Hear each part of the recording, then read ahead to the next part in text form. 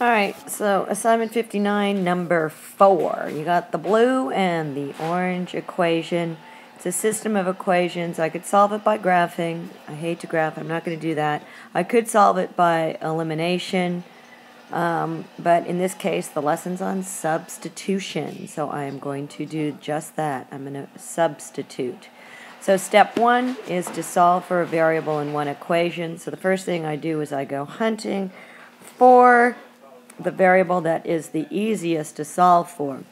And the easiest one is the y in the orange equation because it doesn't have a coefficient, so all I have to do is add 6x to both sides of the equation.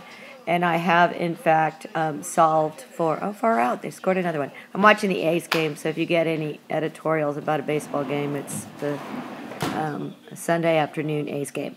So I'm going to solve this for y, and all I have to do is add 6x to both sides of the equation. So let's go ahead and do that. We have negative 6x plus y is equal to negative 8. And I'm going to go ahead and add 6x to both sides. That's an add and an add 6x. Cool. And when I do that, right, I end up with the equation y is equal to 6x plus 8. So that's the end of step 1, guys. That's all I have to do in step 1. Remember, this is a 4-step process, and there's step 1. Y is equal to 6x plus 8.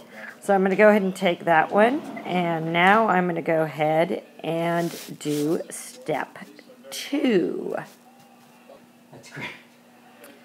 So in this case here, guys, just really quickly, I had a little bit of a mind slip here. This is a minus 8 here, and I had written plus 8, so this should be a minus 8 there. So plus negative 8, that'll work. Okay, so step 2 is the substitution. So I'm going to substitute this. I'm going to substitute this 6x minus 8 for y in this equation here. So that's what I'm doing. So let's go ahead. I'm going to choose a different colored pen. So I'll go back to my blue. So my original equation is 6y plus 4x is equal to 12. And I'm going to substitute, once again, this for y. So that's going to give me, that's going to give me 6 times, and where I have y, I'm going to make that substitution. So I'm going to write 6x minus 8 plus 4x is equal to 12. And now all I'm going to do is that takes care of step 2. You got a lot of it. So let's go ahead and do step 3. Alright, so step 3 is written out for you. We're going to solve the equation. So I substitute where I had y. I made that substitution and now I solve. So I distribute and I get, 36x, and then negative 6 times negative 8 gives me a positive 48. There's my 4x is equal to 12. I collect up my like terms, so I'm going to put a square around both my x terms. And 36 and 4 gives me 40, so I have 40x plus 48 is equal to 12. I'm going to now subtract 48 from both sides, and that gives me this right here. 40x is equal to 60. I divide both sides by 40, and I get x is equal to 6/4, and when I simplify that, finally, I get x is equal to 3/2. So ends step 3. We have one more step to solve. Alright, so step 4, remember we solved and we got x is equal to 3/2. Step 4 says substitute 3/2 for x into the other equation. So our equation was that orange one, which said that negative 6x plus 4 is equal to negative 8. So I'm going to take negative 6, and where I have x, I'm going to make that substitution. I'm going to substitute 3/2 plus 4 is equal to negative 8. That gives me negative 18 over 2 plus, you know what, that's not a 4, that's a y. I wrote sloppy. Plus y is equal to negative 8. So that gives me negative 9 plus y is equal to negative 8. I add 9 to both sides. And I get y is equal to 1. So my answer is the ordered pair 3/2, comma, 1. And now I'm going to verify that equation. And so to verify it, I'm going to substitute 3/2 and 1 into the other equation. So let's go ahead and take a look here. So the other equation was 6y plus 4x is equal to 12. So let's go ahead and make that substitution. So that's going to give us 6 times 1 plus 4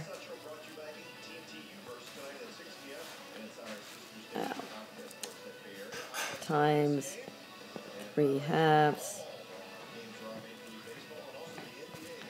is equal to 12.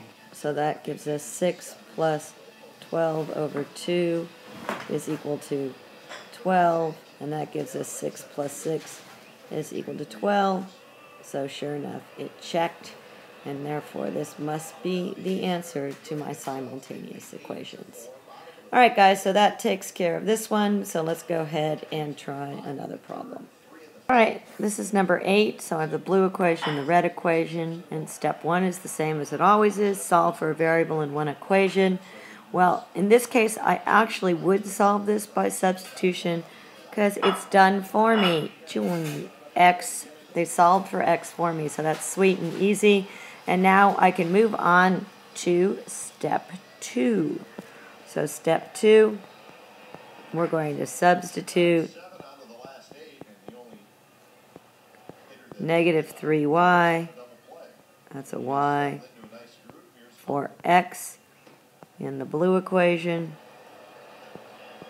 So let's go ahead and do that. So we have 3y plus x is equal to negative 1. When we make the substitution, we get 3y plus, and here's our substitution now, negative 3y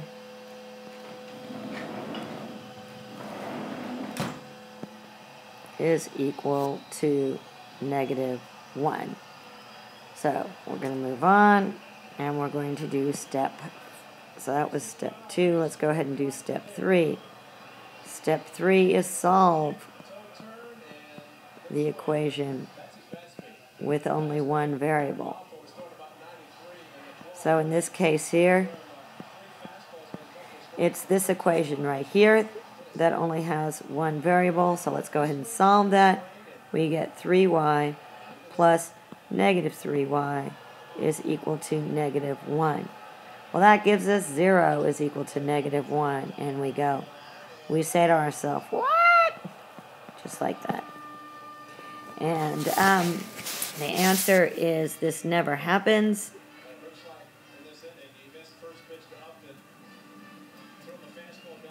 So there's no solution. All right, so let's go ahead and just do a quick little graph of these two equations and verify that in fact there is no solution, okay? You guys are excited, I know. One more page, here I go.